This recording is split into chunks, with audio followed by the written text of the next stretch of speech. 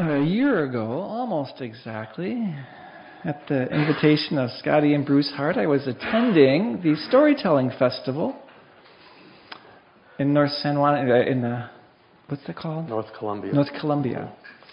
And Bob Brandstrom was there and started telling us about some storytelling he had done, and started telling us a story about his father. And Scotty and I both looked at each other and thought, Father's Day. There's a Father's Day possibility. So Bob, welcome. Thank you. Thank you.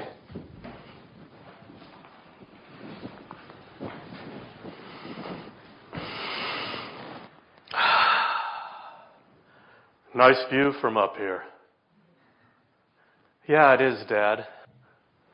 Let's get going. My father and I are standing at the top of a long launching ramp at Browns Ravine Marina at Lake Folsom.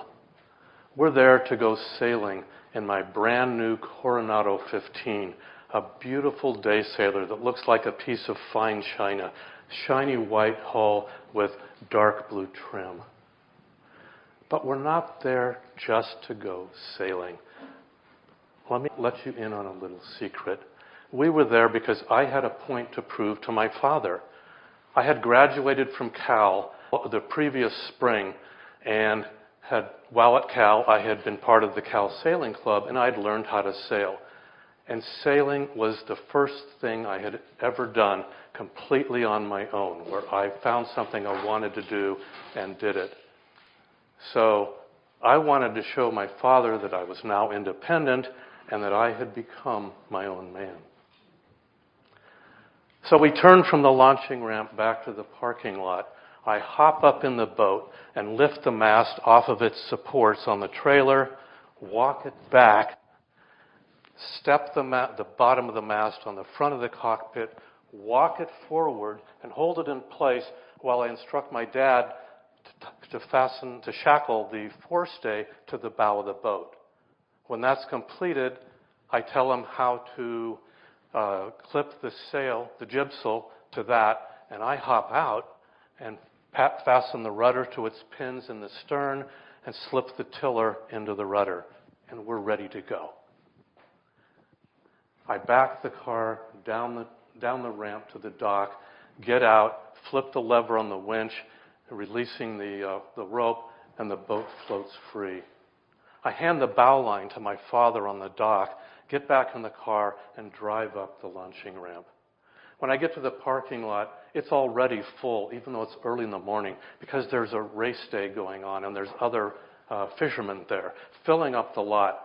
So I head to the overflow lot adjacent to that, and as I do so, I look up and admire the ancient oak that is in the middle of the drive separating the two parking lots. I park the car and run back as fast as I can to the top of the ramp, and then slow down to a cool saunter so my dad doesn't see me all anxious. When I get to the dock, I step into the boat, I raise the sails, move to the back, take the tiller. Okay, Dad, hop in. Great, let's go. The wind then drifts us backward, and I use the tiller to turn the boat until the wind fills the sails with a snap, and we are on our way. We head out away from the dock and turn out the mouth of the ravine into the lake, and then we head a little bit north, directly into the wind, tacking upwind. As we do so, the wind is a little stronger out here, so I instruct my father how to slip his feet under the hiking steps in the bottom of the cockpit so we can both lean out over the side of the boat to counterbalance the force of the wind on the sails. I'm feeling pretty good right now because here I am, captain of my own ship, in command of my ship and my crew, and I can hear or feel the boat driving through the waves and hear the slap, slap, slap of the waves on the bow as we go through the water. There's a boat ahead of us. Yeah, Dad, thanks, I see it. We are no more than 5 minutes from the dock, and there's a fishing boat dead ahead of us. Now, we're heading upwind as high as I can go, so I have to pull the tiller towards me to fall off the wind to go behind the boat. I forget to release the mainsail line so that I can take the weight off the sails, but now the wind is blowing the boat. The boat is really heeling over, and small boats have something called weather helm, which means when the wind gets stronger, they want to go upwind. And so I'm fighting the tiller, trying to keep us going in a straight line so we'll miss the boat. And I can see we're going to miss the boat by about 10 feet. So we're going and we're going. I can see we're going to make it. Just as we get behind the boat, a gust of wind hits us, heels the boat over, it sharply turns upwind, and we ram the big stern drive sticking out the back of that boat and come to a dead stop. The boat drifts backwards. I again use the tiller to straighten the boat. Again, the sails fill, and we're on our way. But now, in my mind's eye, I have this vision of a gaping hole in the bow of my boat, and I'm worried we're taking on water. But before I can worry too much, hey, you sailed off with our fishing lines. You owe us money for that. I look back, and these fishermen are firing up their boat and coming after us. But having been certified as a junior skipper by the Cal Sailing Club, I know what to do. We need to stop so we can talk to these guys. So I explained to my father this technique called heaving to, where instead of the sails being parallel and pulling the boat forward through the water, you have one sail pointing one way, another sail pointing the other way, so the boat comes to a dead stop. So I give the command to my father to come about. We come about, and the boat comes to a stop just as planned. What I hadn't accounted for was that the wind was so strong, it immediately blew the boat over, capsizing it and throwing both my father and I into the water. As I'm swimming around trying to get my bearings, I watch as the boat continues its capsize so that the mast is pointing straight down and the hull is up, shiny white, looking like a turtle, and small boat sailors call this condition turtled. But I'm a junior skipper. I know how to deal with this. So I swim over to the boat. I put my feet up on the gunwale. I reach up and grab the centerboard and lean back as far as I can. And with my weight hanging out that way, the boat slowly starts to turn. And as it comes up, I climb up on the centerboard. And then as the mast gets up near the surface, the water's pouring off the sail. And suddenly, with no weight on the sail, boom, it pops up vertically, and I roll into the boat. I have executed a perfect recovery. I help my father into the boat. And at this point, decide to look around to see what's going on. The fishermen are now circling us. They look at us and just wave and say, "Forget about it, you've got enough problems." At this point, my father, in his quiet way, simply says, "Do you want to go back to the marina and dry out?" And I say, "Yeah," and reach for the tiller.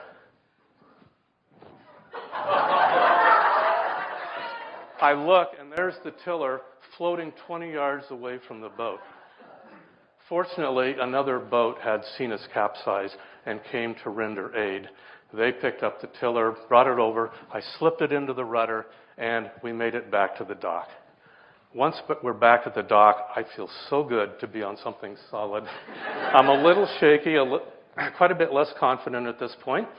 And again, my father poses a question. Have you had enough for one day?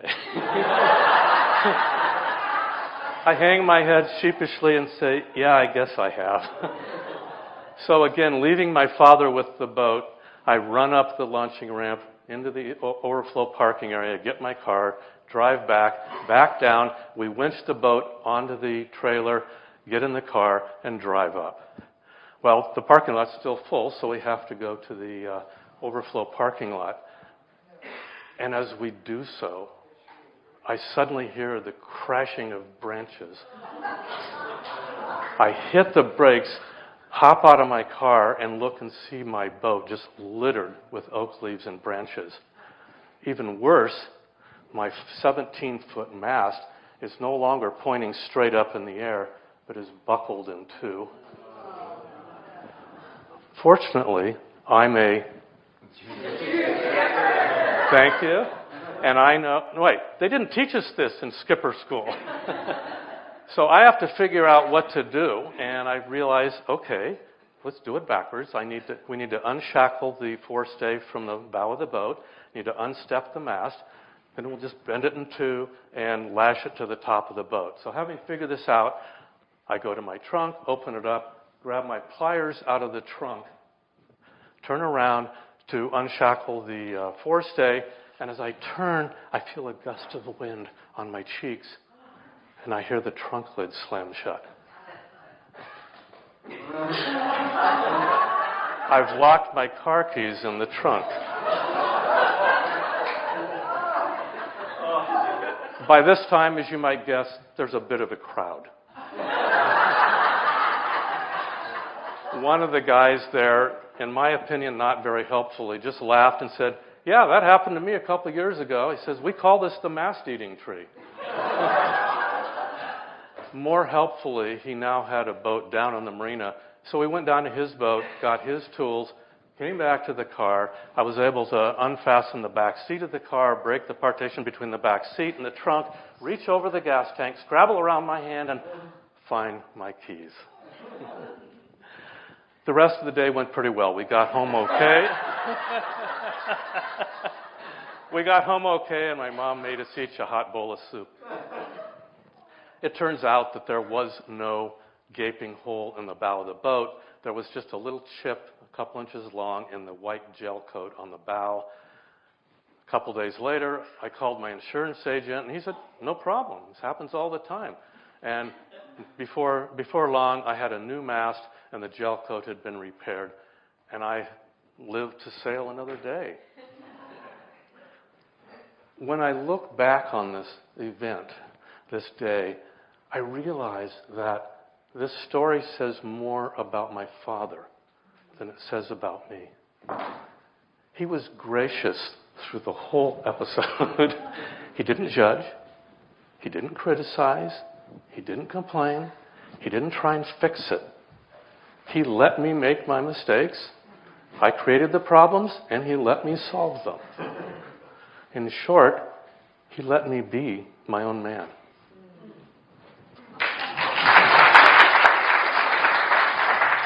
What a great story. Thanks, Bob. That was beautiful.